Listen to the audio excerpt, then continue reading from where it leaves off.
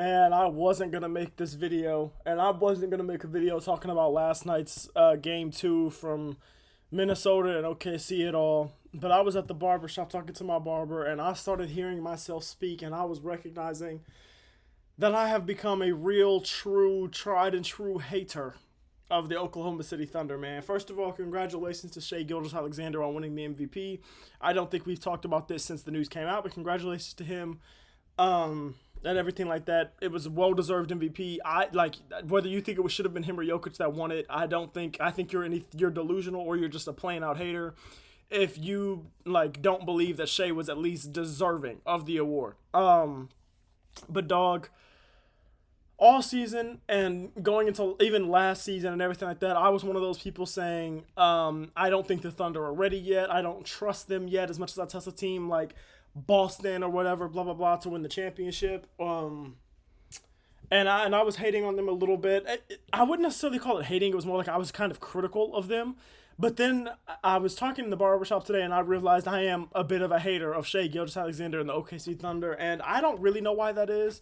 The only thing I can think about me personally is maybe it's just, the fact that I just don't like the way they play. I'm more of one of those guys that, Shai Gilgeous-Alexander is a hooper. Please don't get me wrong, and I think the foul baiting narrative with him is overblown. But at the same time, it's I'm one of the biggest Steph Curry fans in the world, so it's tough for me to see a guy that truly, genuinely gets mugged almost every single play and is a proven, tried and true legend in this game not get calls.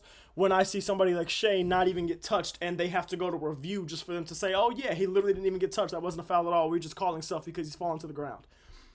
But at the same time, as a big Kobe Bryant fan, as a guy, I recognize that Shai isn't as big of a foul baiter as people like to say that he is. He's not as big of a foul baiter as, by the numbers at least, as guys like James Harden were in, 2018 and have been throughout their careers and everything like that, right? So I will say that before I say what I'm about to say.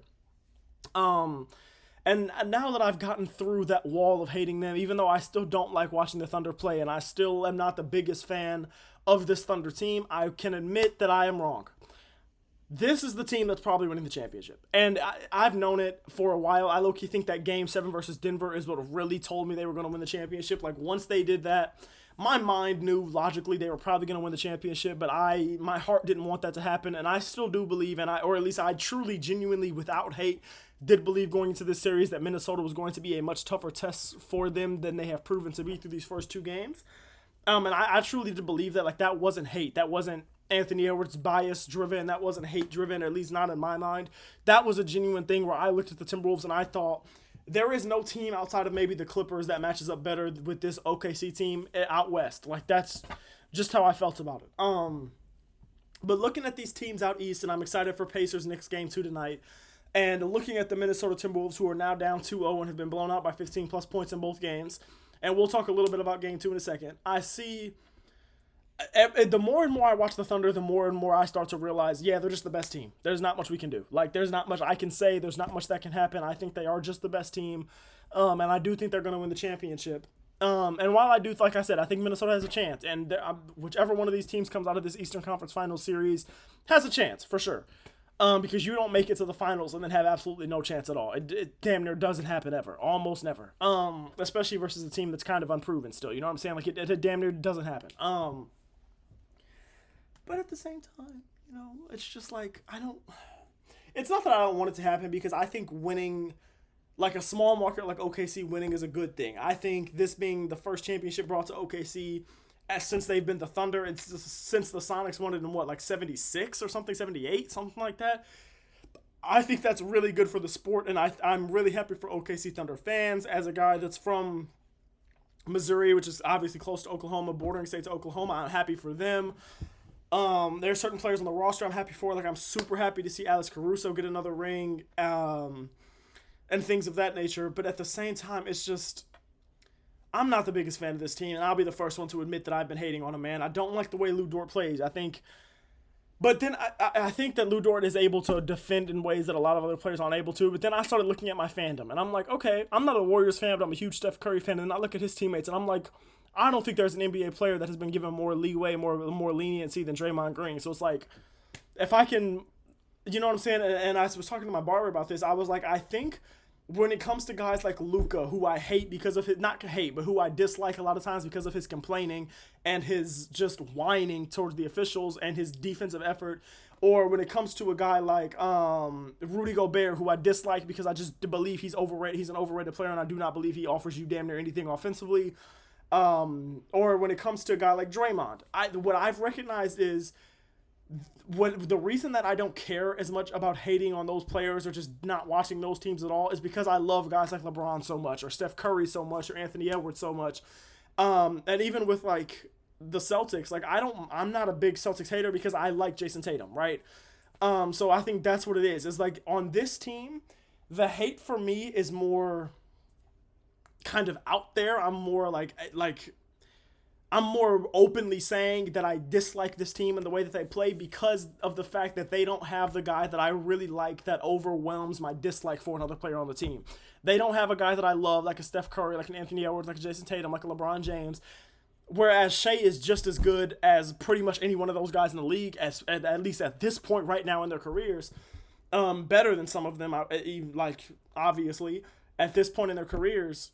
I don't like him as much. So I'm putting my bias aside and I'm saying I was wrong.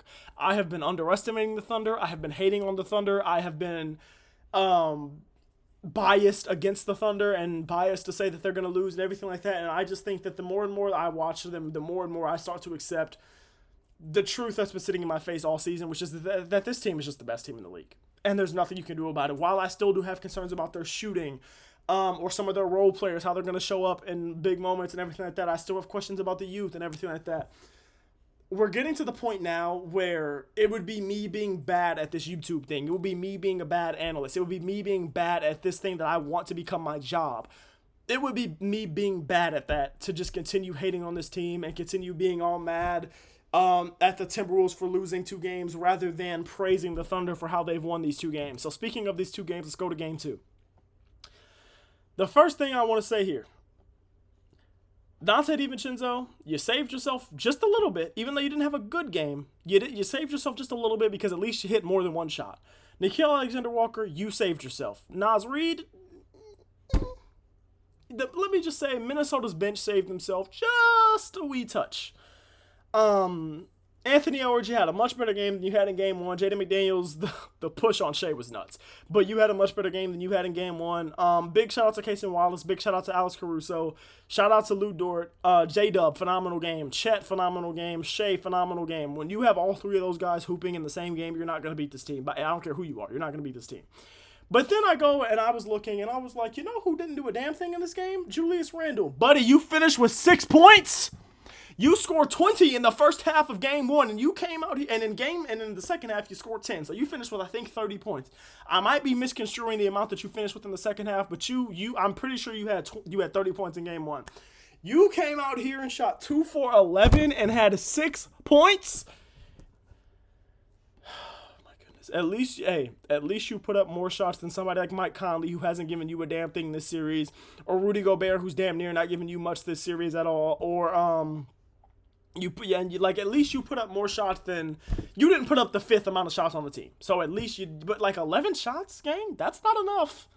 We're not gonna sit here and pretend like that's enough, and then you only get 5 boards. Well, that's not really enough either. And then you get 5 assists, which is like solid, but it's like you didn't really do enough because those 5 assists are cool, but you had 4 turnovers and you were a minus 15 when in your minutes. So like, like Dante DiVincenzo was a minus 27 in his minutes. Like, you know what I'm saying? So I don't know. The Timberwolves, I think the series is probably over. And in fact, I'm damn near ready to give the OKC Thunder their ring right now, even though I still don't like it. Please don't get me wrong. This video is not me saying I'm all of a sudden a Thunder fan just because they're winning. I still don't like this team, and I still don't enjoy watching them. But I'm going to put the hating and the dislike to the side for now, just to be able to say they're probably winning it all. All right?